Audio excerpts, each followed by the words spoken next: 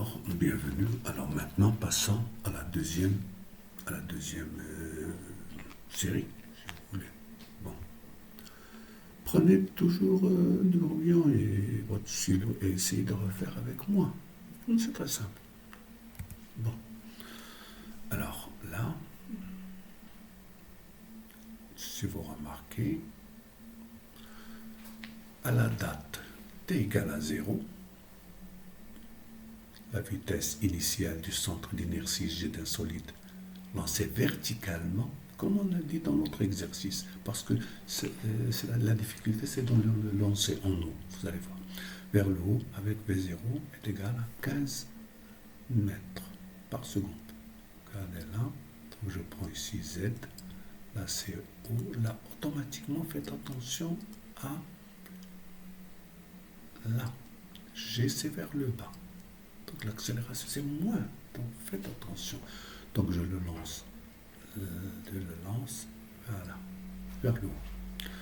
Donc, premièrement, donc un GV0 égale à 15 mètres par seconde. Premièrement. Donnez l'expression de la coordonnée V du vecteur vitesse de G sur l'axe vertical au K dirigé vers le haut. Donc automatiquement, on a deuxième loi. Donc faites attention, bon, système étudié, ça que j'appelle S.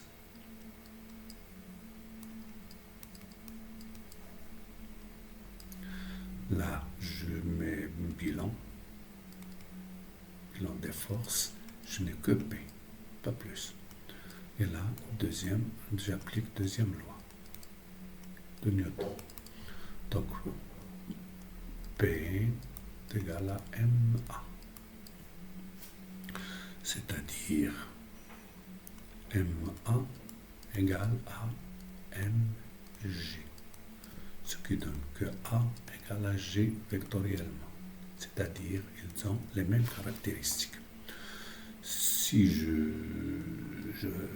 projette suivant OZ, ça va me donner A égale à moins G. D'accord? A égale à moins G.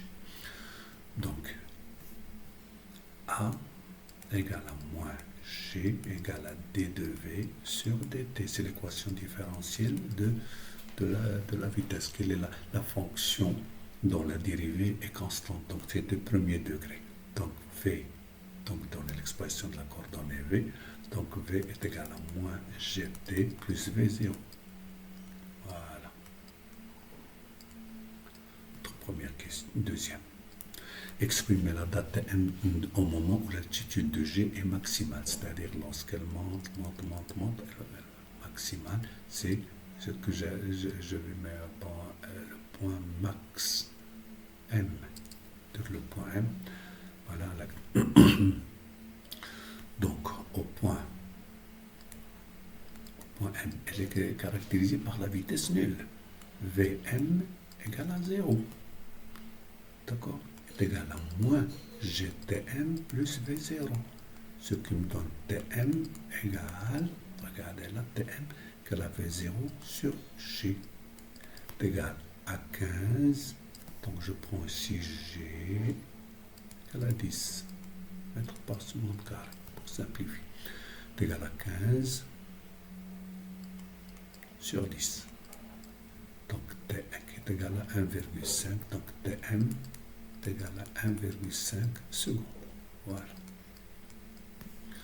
Troisièmement, exprimer cette altitude Zm mesurée à partir de la position initiale et la calculer. Donc, puisque la V est égale à D de Z sur dt, quelle est la fonction dans la dérivée du premier degré? Donc, il sera de la deuxième degré. Donc, Z, comme on connaît déjà, c'est moins 1 demi gt carré plus V0t plus Z0. Donc vous voyez très bien, Z0 égale à 0. On a pris ici le lancer. Donc, on a Tm. Donc Zm est égal à moins 1 demi GTM au carré plus V0 Tm égale à moins 10 sur 2, bon, j'ai 2 fois Tm au carré. 1 c'est 3 demi. 3 demi c'est au carré. C'est 1,5 égale à 3 demi. Plus V0 c'est 15 fois Tm c'est 3 demi. D'accord? Donc ça va me donner 9 sur 4, c'est moins 5. Moins 5 fois 9 sur 4 plus 3 fois 15 c'est 45 sur 2 égale moins 45 sur 4 plus 90 sur 4. 90 moins 45 c'est 45 sur 4. D'accord? 45 sur 4, ça me donnait à peu près égal à 11,25 mètres. Donc, il est égal à ce qui me donne Zm égale à 11,25 mètres. Voilà pour celui-là. Voilà. Deuxième exercice. Maintenant, on va essayer de voir l'exploitation des courbes. Bon. On considère un solide de symétrie sphérique, c'est une bille, centre d'inertie G de masse M. À t égale à 0, le solide est lâché sans vitesse initiale, d'un point confondu avec l'origine O. Voilà, ici. Du repère ROI. Voilà, là c'est ROI, donc c'est CK normal. À l'altitude H égale à 2 mètres par rapport au sol, le solide n'est soumis qu'à son poids. D'accord? Donc à son poids. Donc c'est une chute libre. Et on considère que le champ de pesanteur est une forme d'intensité G. D'accord? En appliquant la deuxième loi de Newton, montrer que dV sur dt égale à M. Donc P égale MA. Égale à MG. D'accord? Donc A égale à G. Si je projette sur OZ, ça va me donner, donc c'est de la même, regardez là c'est G, de même que Z, c'est A égale à G. C'est quoi A? C'est dV sur dt. Et voilà. Deuxièmement, en prenant comme condition initiale à t égale à 0, le centre d'inertie est en haut. Trouvez l'équation horaire du mouvement. Donc, là, quelle est la fonction qui a pour dérivée constante? Donc, c'est de premier degré. Donc, là, gt plus v0. Là, c'est égal à d de z sur dt. Quelle est la fonction? La fonction du temps, c'est normal. Quelle est la fonction dans la dérivée du premier degré? Ce sera de deuxième degré qu'on a déjà, c'est plus, puisque t a plus, 1 demi gt carré plus v0 t. Voilà. Bon. Et on a la bille, attention, elle est lâchée. Si elle est lâchée, c'est V0 égale à 0. Donc, ZT égale à 1 demi GT carré égale à Z, fonction du temps. Voilà. Troisièmement, on réalise le pointage des positions successives prises par G dans le repère d'étude et on trace la courbe Z de T, comme on a fait dans notre étude expérimentale. Donc ça, c'est la figure 3. En exploitant la courbe de variation Z en fonction du temps, trouvez l'intensité G. Donc G, c'est entre 9 et 10, attention. Donc prenez un point quelconque. Donc si par exemple, regardez là, prenons ce point-là. Z égale à 1,2 et D c'est 0,05. Donc 2Z, donc là, regardez là, c'est ici. Donc G égale 2Z sur T carré. C'est 2 fois Z sur T carré. D'accord? Donc je prends ce point, par exemple, ce point A. Voilà, ce point A. Point A, on a G égale 2 fois 1,2 divisé par 0,5 au carré.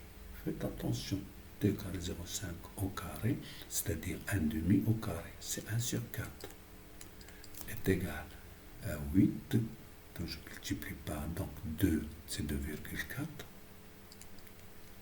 fois 4, d'accord, fois 2,4 fois 4, donc égal, donc G égale 4 fois 4, c'est 16, je retiens 1, 4 fois 8, c'est 9, 9,6 mètres par seconde carré. Voilà, après, l'expérience, comme on a déjà vu dans l'expérience, il y a un petit décalage. Quatrièmement, on déduit la vitesse du solide lorsqu'il atteint le sol. D'accord? Alors, faites attention lorsqu'il atteint le sol. Donc, lorsqu'il atteint le sol, c'est Z égale à 0. Donc, sol, c'est Z égale à 0. Si je mets Z égale à 0,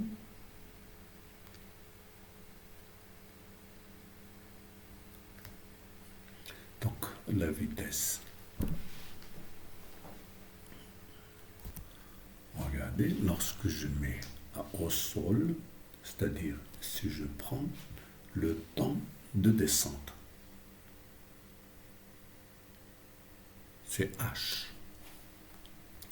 Donc faites attention, ce n'est pas, c'est une question qui est un peu piège. C'est-à-dire, si je prends en H, donc regardez le temps de montée. Donc je dois avoir deux choses. Donc regardez là, Z, elle va donc, de 0, je vais au sol, j'ai H égale à, et H égale à 2 mètres. Alors, faites attention. Donc, j'ai Z égale à 0 et H égale à 2 mètres. C'est-à-dire, pour voir la vitesse égale à GT. D'accord? Donc, il me faut le temps de descente. Faites attention, puisque j'ai trouvé G. Donc, il me faut le temps. Donc, H égale, pour Z, donc pour H égale à 1 demi GT. D de descente au carré. D'accord? Ce qui me donne donc la vitesse au sol, c'est le temps de descente. Égal. Donc, ce qui me donne que TD égale à racine de 2H sur G. Égale racine. H c'est 2, 2 fois 2 sur G qui est 9,6. D'accord? Donc, laissons ça. Voilà TD. Donc, la vitesse égale à G fois TD. Égale G, c'est 9,6 fois TD fois racine de 4, 2 fois 2, 4 sur 9,6. Égale. Là, si 9,6, elle entre au carré, elle va partir à la c'est racine de 4 fois 9,6 égale. Donc, racine 4 fois 6, c'est 24. 2, 4 fois 6, 4 fois 9, 36 et 2, 38. 38,4. c'est à peu près 6,m par seconde. Voilà. Voilà votre vitesse. Bon. Alors,